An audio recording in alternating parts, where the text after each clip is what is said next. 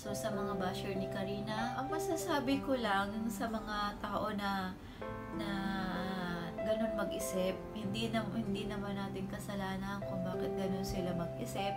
Siyempre, may kanya-kanya tayong paniniwala, may kanya-kanya tayong paninindigan. Kung ganun yung tingin nila kay Karina, I just pray for her na lang kasi hindi nila kilala si Karina. It's mean, hindi rin nila kilala siguro ang sarili nila kung ano sila.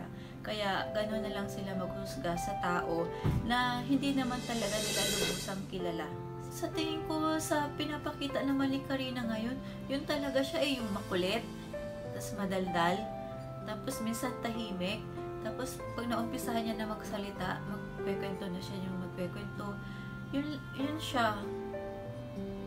Yun lang naman si Karina. Tapos yun, masipag siya, gano'n, mabait. Nagbibigay din naman kung meron. Kay Christian naman, mabait siya. As in, ano rin siya. Kasi parang napalaki din siya ng maayos ng magulang niya.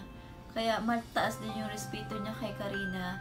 Mataas din yung respect niya sa akin bilang isang nanay. Kung sino man yung makalabding niya, wala namang problema as long as saan siya komportable, saan siya masaya.